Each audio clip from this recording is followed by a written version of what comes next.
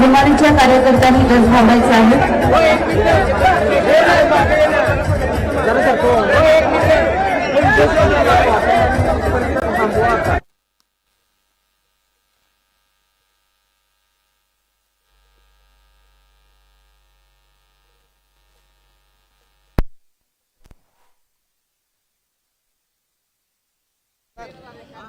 गेल्या वर्षभरामध्ये साखरेचे भाव जवळपास स्थिर राहिले आहेत।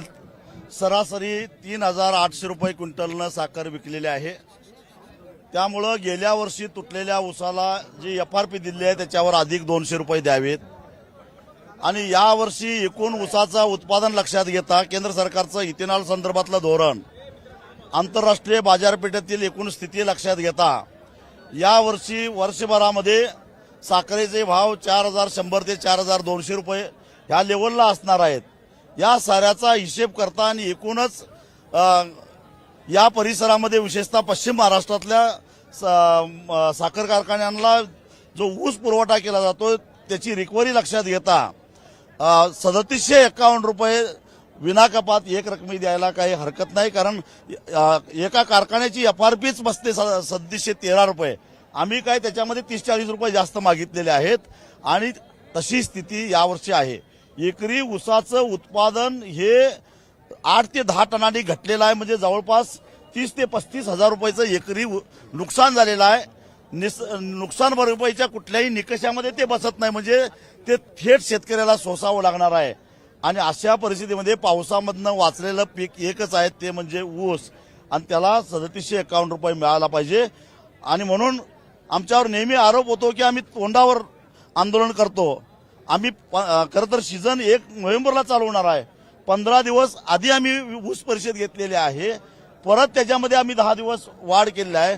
25 दिवस कारखानदारांना विचार करायला वेळ दिलेला आहे। एक रकमी तर सोडणारच नाही, कारण हायकोर्टाचाच निकाल आहे, परंतु 3751 जर स्पर्धा टाळायची असेल, कारण याच्यामध्ये कमी रिकव्हरी असणाऱ्यांना ऊस मिळणार नाही, त्यामुळे स्पर्धा टाळण्यासाठी सगळ्या कारखानदारांनी 3751 रुपयाची पहिली उचल द्यावी ही आमची भूमिका आहे।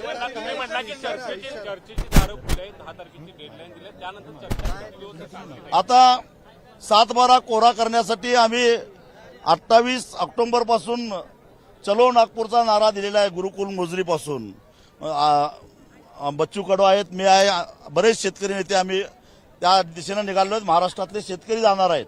त्या आंदोलनातनं रिकामा झाल्यानंतर 10 नोव्हेंबर नंतर या आंदोलनाला हात घालणार आहोत, मैदानात उतरणार आहे आणि मग जे काय व्हायचं ते होऊन दे। मला असं वाटतं की कारखानदारांनी संघर्ष टाळावा आणि आमच्या मागणीचा विचार करावा।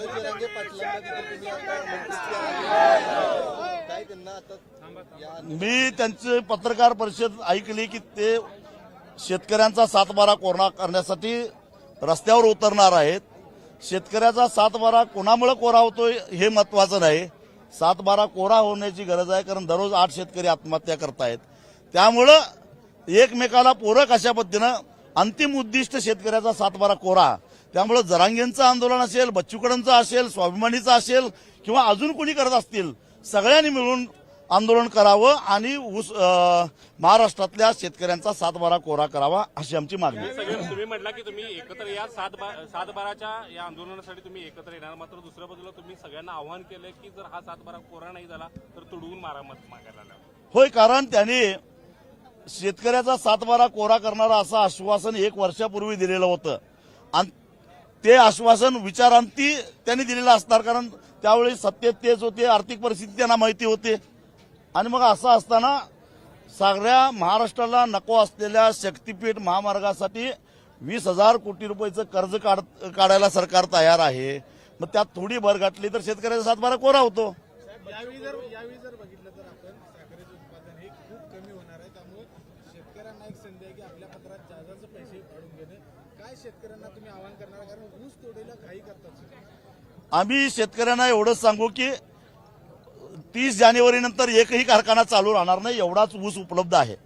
त्यामुळे ऊस लवकर जावा म्हणून मजुरांना वरनं पैसे देणं किंवा वाहतूक करणाऱ्यांना वरनं पैसे देणं हे असले उद्योग करू नका। सगळ्यांचाच ऊस 30 जानेवारीच्या आत संपणार आहे। त्यामुळे उन्हाळी पीक घेण्यासाठी, कारण सुदैवानं ओला दुष्काळ असला तरी सुद्धा पाण्याची पातळी वर आलेली आहे.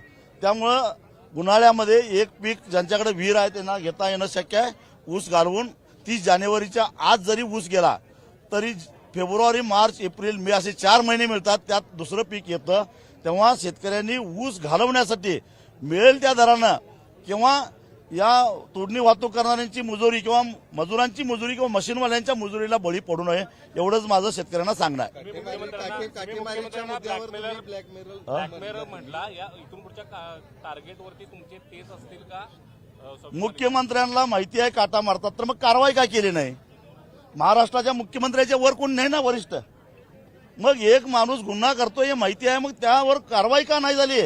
महाराष्ट्राचे प्रमुख आहात तुम्ही आणि तुम्हाला माहिती आहे काटा मारतात. नाहीतर मग बघा मुख्यमंत्री फंडाला पैसे द्या नाहीतर तुमचा काटा मारायचं बाहेर काढतो. म्हणजे पैसे दिले तर चालतंय काय? मग तुम्हाला म्हणायचं ब्लॅकमेलर मग दुसरं एक प्रकारे मुख्यमंत्री फंडासाठी पैसे द्या अन्यथा तुमची काटामारी बाहेर काढतो ह्याचा अर्थ काय झाला? ब्लॅकमेलच झाला ना. कारखानदारांच्या सोबत मुख्यमंत्री पण टार्गेटवरती असणार का स्वाभिमानी? 100%. जर त्यांना माहिती आहे, बरं 10 वर्षापूर्वी मी पुरावे यांना दिले होते. बरं यायचा वापर करायचा उत्पादन वाढीसाठी, मग रिकव्हरी चोरीसाठी आणि काटामारीसाठी यायचा वापर का होऊ नये हे आम्हाला सांगा तुम्ही. आजची ऊस परिषद झाली, काही जण आरोप करत होते की चळवळ संपली. त्या सगळ्यांना उत्तर काय असणार आहे? तुम्ही म्हणजे महाराष्ट्राचे डोळे आहात आणि तुम्ही तुमच्या डोळ्यानं बघितलेलं आहे चळवळ संपली का चळवळीला बाळसा आलेला आहे. जरी माझी केस पिकलेली असली तरी चळवळीला मात्र चांगलंच बळसा आलेलं आहे.